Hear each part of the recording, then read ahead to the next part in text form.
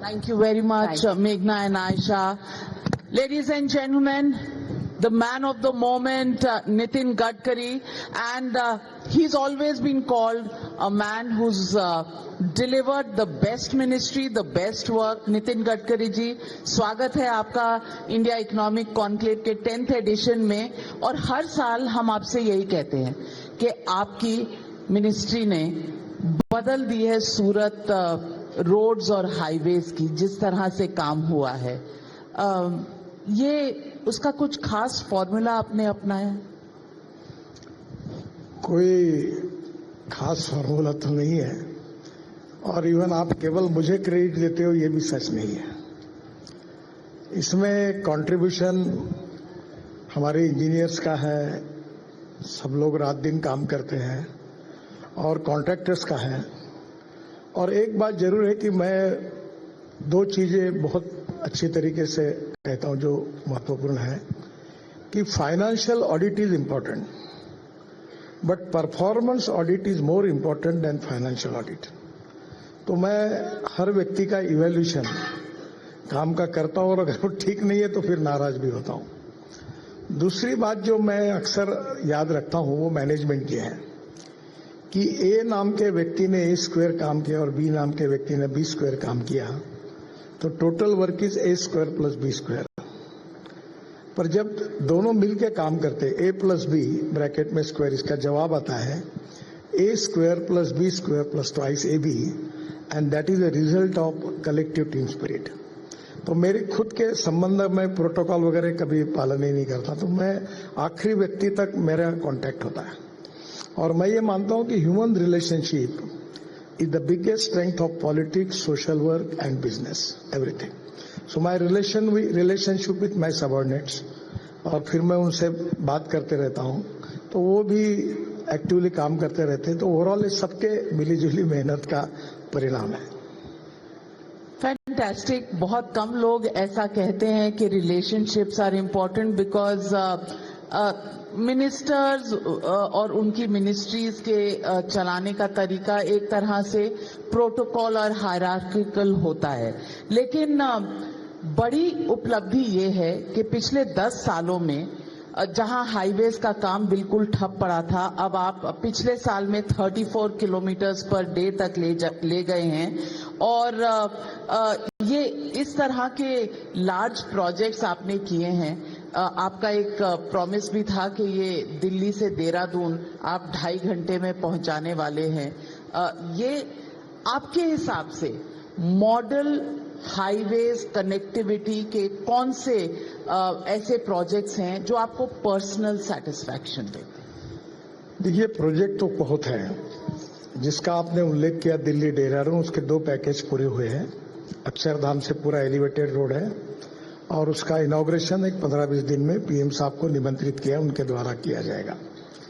एक कालिंदी कुंज वाला 10,000 करोड़ का बड़ा प्रोजेक्ट है जो फरीदाबाद के पीछे से है। मुझे दिल्ली का थोड़ा नाम कम मालूम है।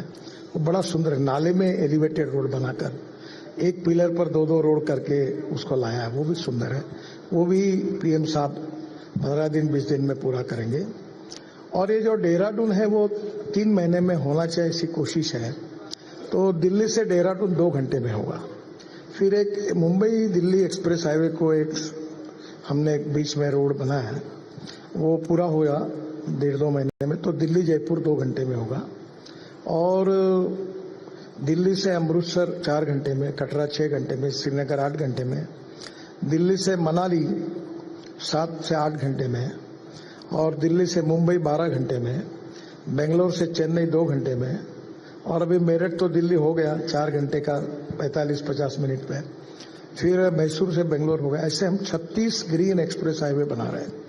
इसका सबसे बड़ा फायदा ये है, जो आपका जो थीम है इकोनॉमिक डेवलपमेंट का, कि हमारे देश की लॉजिस्टिक कॉस्ट ये 14 से 16% है, और चाइना की 8% है, अमेरिका और यूरोपियन कंट्रीज की 12% है।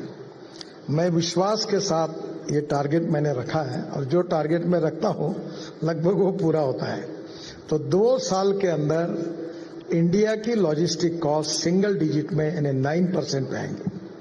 अगर ये 9% पे आएगी तो 7% हम कम होंगे तो एक्सपोर्ट में हमारा एक्सपोर्ट 1.5 गुना होगा और हम और कॉम्पिटिटिव बनेंगे। और इसमें सबसे इम्पोर्टेंट रोड जैसे ऐसे बन रहे हैं वैसे फ्यूल पे भी हमने काम किया है और electric, ethanol, methanol, biodiesel, LNG, CNG और हाइड्रोजन, इस पर तेजी से हम काम कर रहे हैं। अब यहाँ कंस्ट्रक्शन इक्विपमेंट मशीनरी का कल मैंने इनॉग्रेशन किया। आप जरूर जाके देखिए कि बड़ी बड़ी मशीनरी इलेक्ट्रिक पर आई, हाइड्रोजन पर आई, हिंदुस्तान की कंपनियां बना रही है, एक्सपोर्ट कर रही है, ट्रक इलेक्ट्रिक के आ गए। और इतना फर्क है कि अभी मैंने बजाज की 2 व्हीलर लॉन्च की मोटरसाइकिल, तो पेट्रोल पे उन्हीं की मोटरसाइकिल 2 रुपए 25 पैसे पर किलोमीटर है और CNG पर जो है 1 रुपया है। तो ये जो 1000 करोड़ के प्रोजेक्ट में 100 करोड़ रुपए का डीजल लगता है, तो केवल पोल्यूशन कम करना या इंपोर्ट कम करना ये तो होगा ही, और उसके साथ साथ जो कॉस्ट है वो भी कम हो जाएगी। और अभी मैं आपके आया तो जो गाड़ी में आया हूँ वर्ल्ड की पहली गाड़ी है टोयोटा इनोवा, जो 100% किसानों ने तैयार की हुई बायो इथेनॉल पे चलती है, 60% बिजली तैयार करती है, no pollution, no smell, no gas. और उसकी पेट्रोल की इसमें तुलना करेंगे तो पेट्रोल का रेट 25 रुपए लीटर होता है। और ये पूरा एग्रीकल्चर सेक्टर का अगर इथेनॉल पूरा अच्छा चलेगा तो जो 14% GDP ग्रोथ में उनका कंट्रीब्यूशन है वो 21% होगा। इस बार मक्के का भाव, मक्के से इथेनॉल बनना शुरू हुआ, जो 1200 रुपए था इस बार 2400 रुपए है। तो एग्रीकल्चर इकोनॉमी में बूस्ट होने से परचेसिंग पावर बढ़ेगी और इकोनॉमिक ग्रोथ मल्टीप्लाई होगी। बहुत पाथ ब्रेकिंग ये सारी चीजें जो आपने कही, कभी आप हाइड्रोजन गाड़ी में हैं, कभी इथेनॉल गाड़ी में हैं, ये आपके लिए पैशन की बात है, ये आपके लिए there something that drives everybody, what drives you? पहली बात तो मैं 75 में जयप्रकाश नारायण जी के आह्वान पर मैं 11th में था, तो मैं वो स्कूल से उस आंदोलन में इन्वॉल्व हो गया था। उसका मेरा नुकसान भी हो, मैं इंजीनियर नहीं बना क्योंकि मुझे परसेंटेज में मार्क कम मिले। ठीक था, फर्स्ट क्लास मेंटेन करके, पर वो 75 के साल ने मेरी करियर को मेरे घर वाले कहते खराब कर दिया। तो मैं 52% मार्क में 49.26% साइंस ग्रुप में मिले और मैं इंजीनियरिंग के लिए डिस्क्वालीफाई हुआ।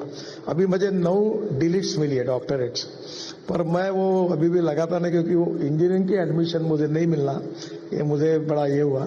पर मुझे लगता है कि सबसे इम्पोर्टेंट चीज ये है कि पॉलिटिक्स मेरा पेशा नहीं है, इट्स नॉट माई प्रोफेशन।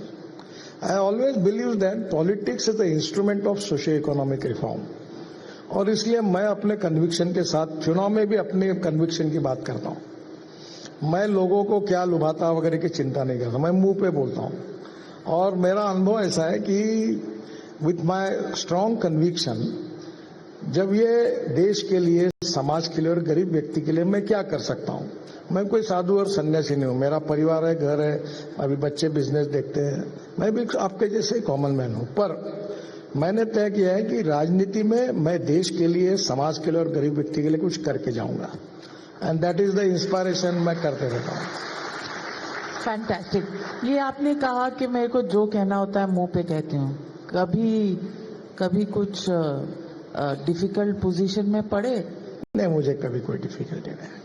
अभी चुनाव में मैंने पब्लिकली कहा था कि मैं जातीयवाद नहीं करूंगा, और मैंने लोगों को कहा जो करेगा जात की बात उसको ठोकूंगा लात, ऐसा पब्लिकली बोले, सच छपके आया था। मैंने बोला नहीं देना है तो 2 वोट, नहीं देना तो मत, नहीं करूंगा। मैं चुनाव में इस बार कोई गलत खर्चा नहीं किया। मैंने बोला नहीं करूंगा, ये मैं कब के लिए काम करूंगा, और पूरा नागपुर मेरा है, मेरा परिवार है, मैं नागपुर का हूँ। नो डिस्क्रिमिनेशन, जात, पंथ, धर्म, भाषा, सेक्स, रिलीजन, नथिंग। तो मैं सब लोगों ने साथ दिया। मैं इस मत में हूं कि मुझे चिंता नहीं तुम क्या दिखाते हो, कौन क्या लिखता है, कौन क्या सोचता है। मेरी भाषा में मैं बोलता हूँ तेल लगाने गई दुनिया, अपने को तो अपने हिसाब से चलना है। फैंटास्टिक। मैं अपने कन्विक्शन और अपने साथ तय किए हुए प्रोग्राम में चलता हूं। और एक बात जरूर है कि मैं सही हूं ऐसा मेरा दावा नहीं।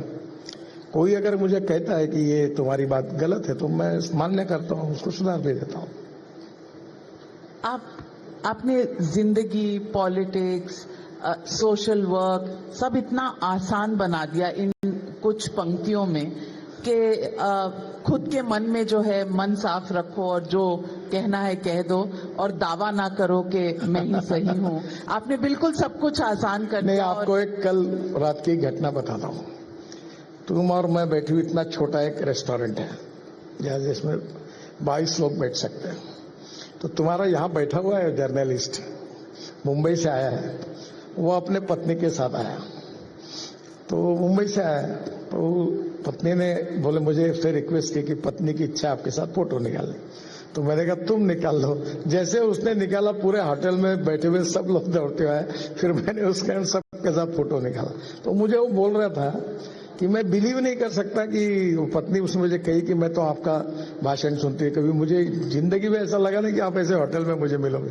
मैंने बोला मैं रोज रात को अपने चॉइस के होटल में चुपचाप सिक्योरिटी वगैरह छोड़कर 2-4 लोग लेके रोज जाता हूँ। अब मैं, this is my passion, my interest, मैं अपने हिसाब से अपना काम करते रहता हूँ।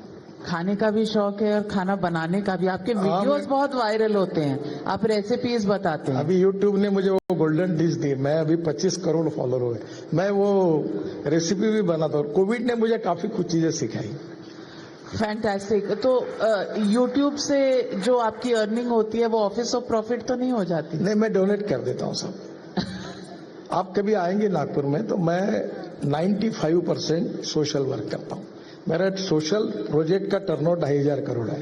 15,000 लोगों को जॉब दिया। मैं एग्रीकल्चर में काम करता हूँ, ट्राइबल्स में काम करता हूँ, मैं महिलाओं को ट्रेनिंग देता हूँ लगातार। अभी आज मैं नागपुर में जाऊंगा तो हमारा सांस्कृतिक महोत्सव है, 13 दिन है, रोज 50,000 लोग आते हैं। आज बहुत बड़ा कार्यक्रम है, इनॉग्रेशन। फिर स्पोर्ट्स का महोत्सव करता हूँ, हमारे मराठी में खासदार कहते हैं उसको। तो उसमें 75,000 खिलाड़ी खेलते हैं। फिर एडवांटेज विदर्भ इंडस्ट्री का भी बड़ा कार्यक्रम करूँ। मैं ये मानता हूँ कि the true definition of politics जो है वो केवल पावर पॉलिटिक्स नहीं, समाज कारण, राष्ट्र कारण और विकास कारण। तो जो सोशल सर्विस करता है उसको किसी के पास जात पात की बात करने की जरूरत नहीं। अच्छा काम करो, गॉड इज ग्रेट, पब्लिक भी ग्रेट है, आपको बराबर सपोर्ट मिलता है और मुझे नहीं लगता कोई प्रॉब्लम है। तो राहुल गांधी का जो ये फॉर्मूला है कास्ट सेंसस का और जितनी नंबर उतनी भागीदारी, जिस तरह के वो स्लोगन्स कहते हैं, उस पर आपके क्या विचार हैं? देखिए, पहले इस समाज की छुआछूत, अस्पृश्यता, जातीयता समूल नष्ट होनी चाहिए और कोई भी व्यक्ति उसकी जात, पंथ, धर्म, भाषा और सेक्स से बड़ा नहीं होता। प्रॉब्लम यह है, हम सबका समान विकास होना चाहिए, सबको न्याय मिलना चाहिए, इस मत क्या है। पर नाउ प्रॉब्लम पॉलिटिक्स से ये है कि backwardness becoming a political interest. So everyone want to prove that he is backward. और इसमें राजनीतिक पार्टियों ने ऊपर उठकर समाज में जो सबसे गरीब है, यानी जात चारी है, एक गरीब है जिसमें आदिवासी है, महिला है, युवा है, किसान है। गरीब गरीब होता है, गरीब को जात, पंथ, धर्म और भाषा नहीं होती। हम गरीब के लिए काम करें, हम युवाओं के लिए काम करें, हम महिलाओं के सशक्तिकरण के काम करें, हम आत्मनिर्भर भारत में इकोनॉमी को स्ट्रांग बनाने के लिए काम करें, सबको रोजगार मिलना चाहिए उसके लिए काम करें, पूरा प्रॉब्लम सॉल्व हो जाएगा। पर जो लोग अपने काम से और अपने कार्य से लोगों को मन जीत नहीं सकते, वो जाति के आधार पर अपनी बात करके लोगों को चुनाव जीतने की कोशिश करते हैं। और मैंने एक सिद्धांत के रूप में मैं पब्लिकली भी कहता हूं कि तुम एक उदाहरण बताओ कि जो जाति के नाम पर चुनकर आया उसने कभी अपने जाति का कल्याण किया है क्या?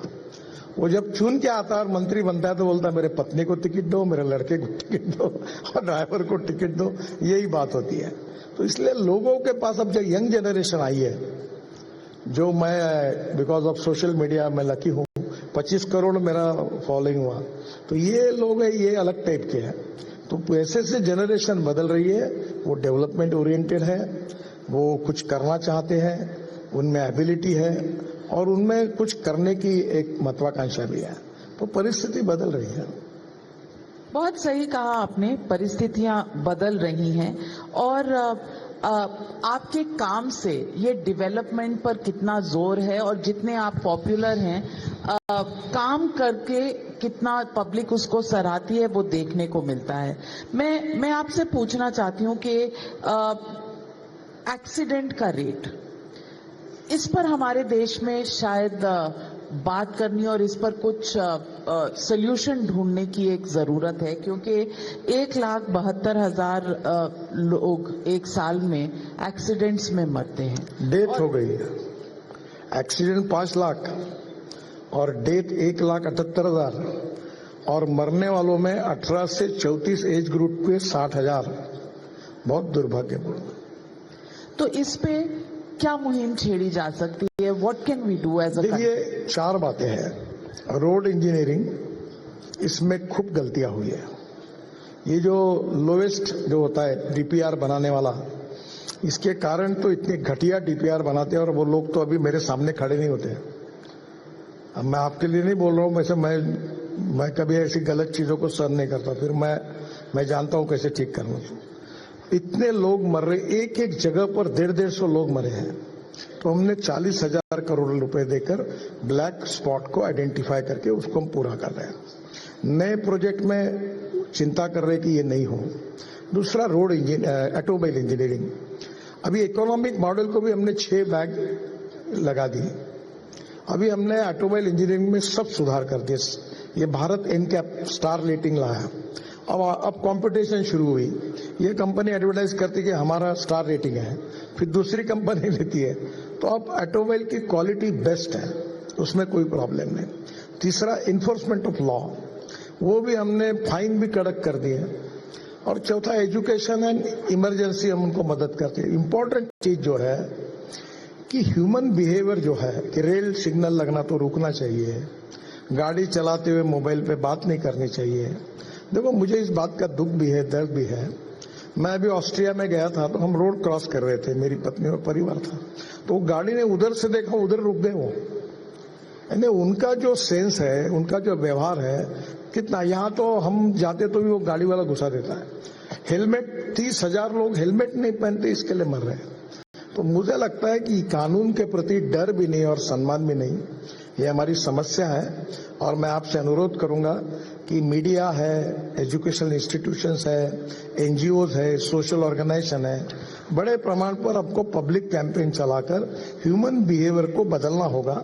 और विशेष रूप से मैं आपसे अनुरोध करूंगा कि ये जो 10वीं के नीचे के विद्यार्थी, 5वीं से 10वीं तक, इनको रोड सेफ्टी का महत्व समझाने के लिए आप भी कुछ कार्यक्रम करिए। देखो, जो दंगे में जितने लोग नहीं मरते हैं, लड़ाई में नहीं मरते हैं, किसी इसमें कोविड में नहीं मरे, ये 1,78,000 लोग मरना क्या हमारे देश के लिए अच्छा है? We are number 1 in the world. और अभी आसाम ने कुछ कम किया, अभी बहुत प्रदेशों ने कम किया, पर अभी यूपी में सबसे ज्यादा हो गया, महाराष्ट्र में है, तमिलनाडु में है। तो अब कोशिश करें। कल मैंने पार्लियामेंट में काफी डिटेल 5-6 क्वेश्चन मेरे लग गए थे, तो मैंने बताया। मुझे लगता है कि इसमें आप भी सहयोग करिए, और ये सब लोग, अगर हम लोगों को ट्रेन करेंगे तो इससे फायदा होगा, हम लोगों की जान बचा पाएंगे।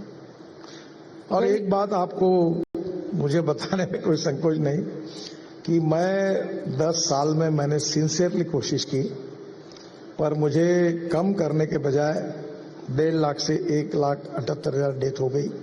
इस विषय ऐसा है कि जिसमें हमें सफलता नहीं मिल पाई। यानी ये स्वीकार करने में भी मुझे कोई संकोच नहीं होता, पर और कोशिश करेंगे और लोगों के पास जाएंगे, यही उपाय है उसके ऊपर। Very well said. Very rarely do you see a minister candidly admitting a problem area and the need to address it. Nitin Gadkari ji, pollution की प्रॉब्लम बहुत बड़ी है।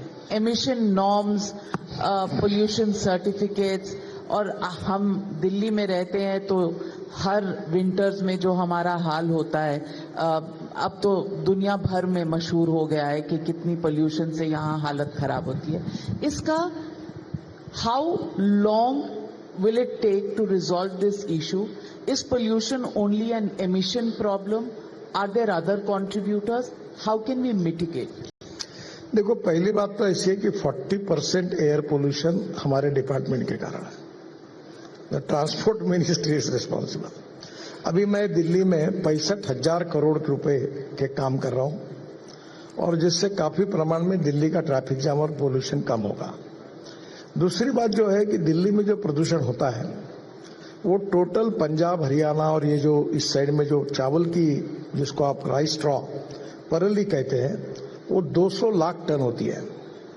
अभी हमने ऐसा तय किया है कि परली से पानीपत में एक प्रोजेक्ट शुरू हो गया है, 1 लाख लीटर इथेनॉल, 150 टन बायोबिटुमिन और 88,000 टन बायो एविएशन फ्यूल हवाई ईंधन। अब 400 प्रोजेक्ट प्रोसेस में है, 40 पूरे हो गए हैं। वो परली से सीएनजी बना रहे, बायो सीएनजी। तो अब ये परली का टोटल 60 लाख टन ये परली का यूज हुआ, यानी उसका उतना पोल्यूशन कम हुआ। अब वो 140 लाख टन है। और अभी मैं पंजाब के एग्रीकल्चर साइंस सेक्रेटरी और अभी एग्रीकल्चर सेक्रेटरी आज ही मुझे मिले दोनों, अभी आने के पहले। तो मैंने उनको कहा कि आप ऐसी स्कीम तैयार करो कि परली जलेगी नहीं, वेस्ट में वैल्यू क्रिएट होगी। अब 2,500 रुपए टन उसको देने के लिए लोग तैयार है, तो लोग जलाएंगे नहीं। तो मुझे लगता है परली का प्रॉब्लम 2 साल में सॉल्व हो जाएगा। दूसरा प्रॉब्लम जो है, जो हम लोग रोड पर जो लगातार ये जो सीमेंट, रेती, स्टैंड और सब लाते हैं, तो हमने प्रीकास्ट की तरफ जाना चाहिए। हमने फैक्ट्री में हर चीज बनाई, रोड भी फैक्ट्री में बनाए। अब प्रॉब्लम ये हुआ कि फैक्ट्री में अगर आप प्रीकास्ट करते हैं तो जीएसटी लगता है उसके ऊपर एडिशनल, जिसको एक्चुअली उसको कंसेशन देना चाहिए। तो मैंने वो फाइनेंस मिनिस्टर के पास रिप्रेजेंट किया है कि जो प्रीकास्ट करेंगे जिससे पोल्यूशन कम होगा, कॉस्ट कम होगी, उसको हमने सस्ता करना चाहिए। उसके ऊपर अच्छा करने से टैक्स लगाएंगे तो लोग करेंगे नहीं, तो प्रीकास्ट होगा तो उससे कम होगा। और तीसरी इंपॉर्टेंट चीज है जो अल्टरनेटिव और बायोफ्यूल की है, जो मैं 2004 से इसके लिए लगा था। और अब हाइड्रोजन, इथेनॉल, मिथेनॉल, बायोडीजल, आप अलग कार्यक्रम रखिए। इसके लिए इतना चेंजेस जोरों से, और एक समय लोग मुझे हंसते थे और ना ऑटोमोबाइल वाले भी मुझे कहते थे कि होगा ना कोई। अब सब तैयार है, अब ग्लोबल अलायंस हो गई, अब स्पीड ही बहुत स्पीड मिल गई है। और ये 22 लाख करोड़ का इंपोर्ट है फॉसिल फ्यूल का। अगर ये हम 10 लाख करोड़ तक भी ला सकेंगे तो हमारे देश का पोल्यूशन कम होगा। तो अब इलेक्ट्रिक की बसेस, अब मैं आपको लिख देता हूं, अगले 5 साल के अंदर दिल्ली में आपको डीजल बस नहीं दिखेगी। अगले 5 साल के अंदर आपको दिल्ली में केवल 20-25% डीजल व्हीकल दिखेंगे। और अब आपको सबसे इंपॉर्टेंट नई बात बता रहा हूं जो मैंने अभी तय की है कि मैं अब हवा में चलने वाली बस अभी 360 रोपवे, केबल कार, फेनिकुलर रेलवे कर रहा हूं। अभी धौलाकोट टू मानेसर हवाई में चलने वाली बस कर रहा हूं। अभी मैंने नागपुर में हमने टेंडर निकाला है पायलट प्रोजेक्ट का। जो यूरोप में बस होती है, मैं स्कोडा में गया था यूगोस्लाविया, 135 सीटर 18 मीटर की बस है और फ्लैश चार्जिंग है। वो बस आएगी और 20 सेकंड में चार्ज होगी और वो 40 किलोमीटर चलेगी। और वो बस में मस्त लग्जरी बस है, एयर कंडीशनिंग, उसमें बस होस्टेज जैसी, एयर होस्टेज जैसी बस होस्टेज होगी। उसमें चाय पानी नाश्ता मिलेगा और नागपुर के रिंग रोड घूमेगी। और उसका टिकट रेट डीजल बस की तुलना में 30% कम होगा। तो पूरे जगह पर हम लोग इलेक्ट्रिक का, दिल्ली से जयपुर, मैं इसी बस के लिए अध्ययन कर रहा हूं। और इससे रेट भी कम होगा, पोल्यूशन भी कम होगा और पूरी तरह इलेक्ट्रिक ट्रक भी ऐसे जाएंगे। तो आज स्वीडन ने रोड के बीच में एक रेल डालकर उस पर चार्ज होती है ट्रक और बसेस इलेक्ट्रिक पर चल रही है। फिर रेलवे जैसी केबल डालने की बात हुई, जैसे मैंने फ्लैश चार्जिंग की बात की। अब मैं रोड के ऊपर बड़े प्रमाण पर पब्लिक ट्रांसपोर्ट ऑन इलेक्ट्रिसिटी को कन्वर्ट करने के पीछे लगा हूं। अब इलेक्ट्रिक ट्रक भी लॉन्च हो गए, इलेक्ट्रिक कार बसेस तो वेटिंग लिस्ट हो गई, अब सबकी इलेक्ट्रिक कारें आ रही है।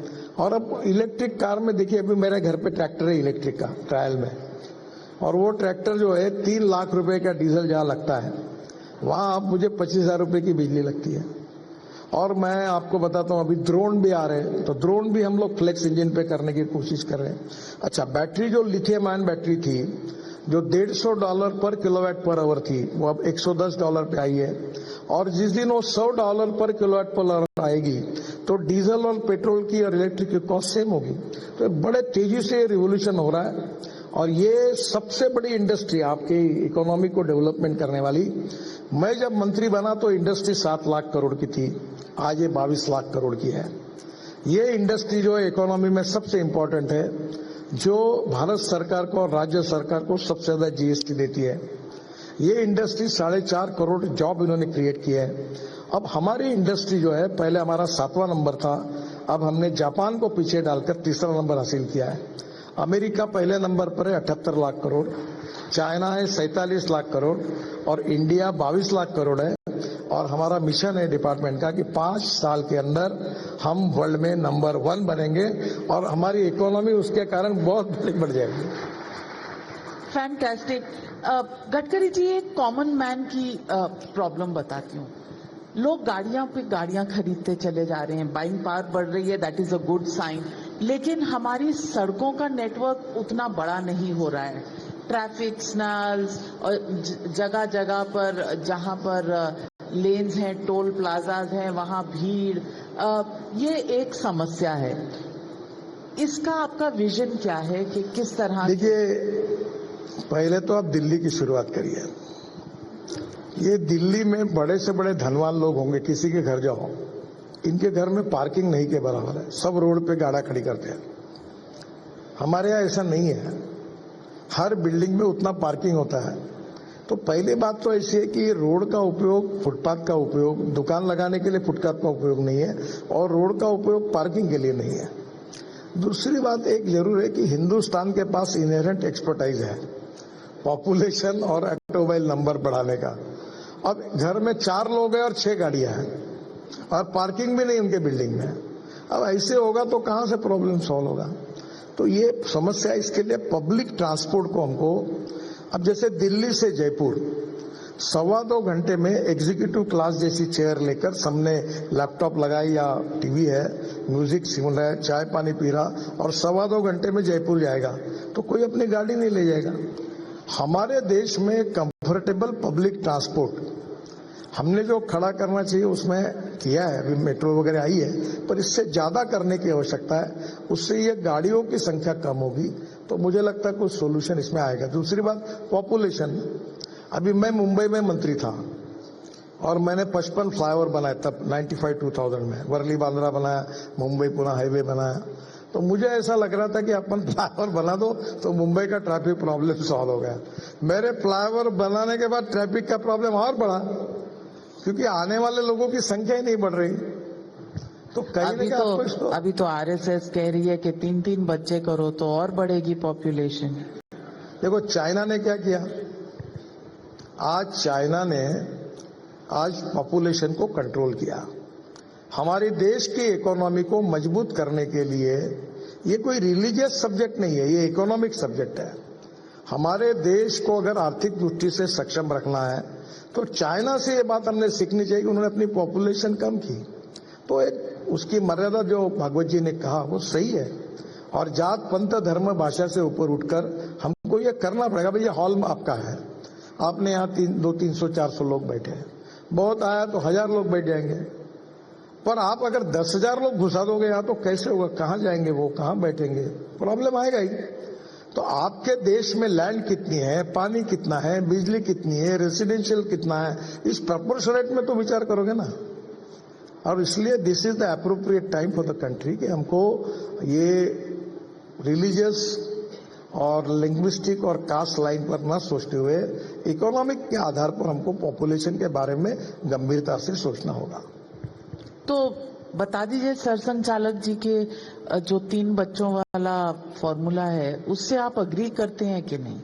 मैं एग्री करता हूँ कि 3 बच्चे होने चाहिए। तो फिर पॉपुलेशन कैसे कम होगी? नहीं, अगर ये 3 तक ठीक है, 3 से ज्यादा। हाँ, पर ये लाइन लग रही हर साल ऐसा नहीं ये ठीक नहीं है, 3 तक ठीक है। गडकरी जी, महाराष्ट्र के चुनाव हुए अभी और कल देवेंद्र फडणवीस जी यहाँ थे, आपको मिलने के बाद यहाँ आए। उन्होंने कहा छप्पर फाड़ के मिला इस बार। कारण क्या थे कि ये छप्पर फाड़ के इस बार सीटें मिली, 90% परफॉर्मेंस रहा और ये 4 महीने के अंदर टर्न अराउंड, क्योंकि लोकसभा इलेक्शंस में इतनी अच्छी परफॉर्मेंस नहीं रही आपकी पार्टी की, आपकी अलायंस की, लेकिन 4 ही महीने में उसको इस तरह से बदल देना, ये कैसे? देखिए, लोकसभा के चुनाव के पहले महाराष्ट्र में, क्योंकि फुले, अंबेडकर, शाहू महाराज, ये जो देश में सामाजिक सुधार का जो विचार है वो महाराष्ट्र से आया, तो हमारे विरोधकों ने ये प्रचार किया कि ये 400 जगह इसलिए इनको चाहिए कि इनको बाबा साहेब अम्बेडकर जी का संविधान बदलना है। ट्राइबल लोगों को ये कहा गया कि आपके आरक्षण रद्द करने वाले हैं, इसलिए 400 सीटें चाहिए। वो दुर्भाग्य से वो एजेंडा लोगों तक पहुंच गया, पर चुनाव के बाद सब लोगों को ध्यान में आया कि हमको मूर्ख बनाया। और उसके साथ साथ हमने जो काम किए, हमारी सरकार ने, मोदी जी के नेतृत्व में भारत सरकार ने किए, शिंदे, देवेंद्र जी और अजित पवार की सरकार ने काम किया, वो लाडली बहन योजना आई, ओवरऑल सबका इम्पैक्ट होकर लोगों ने हमको चुन कर दिया। और मैं इस बार रोज 8 सभाएं लेता था और करीब सबसे ज्यादा 74 सभाएं मैंने ली। वो रत्नागिरी ने कहा इस कोने से उस कोने तक घूमता था और रात को फिर नागपुर में आके नागपुर में सभा लेता था। तो लोगों ने बहुत रिस्पांस दिया और महाराष्ट्र के डेवलपमेंट के लिए दिया है, और अब देवेंद्र जी के नेतृत्व में अच्छा काम होगा महाराष्ट्र में, ऐसा मुझे विश्वास है।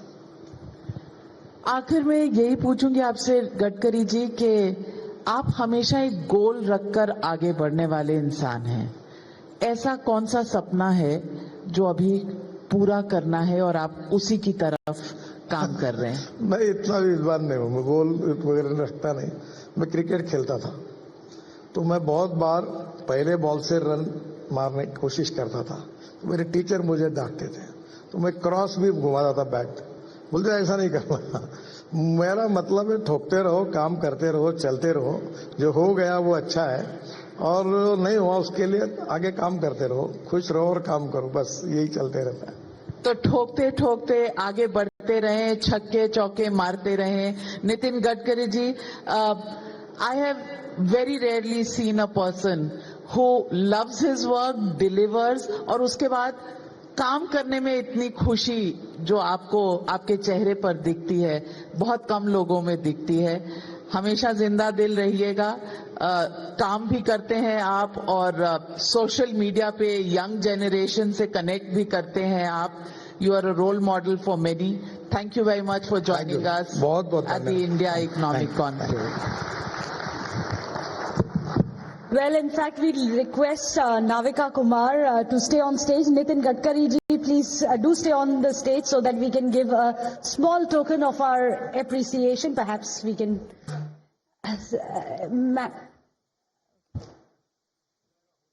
Sorry.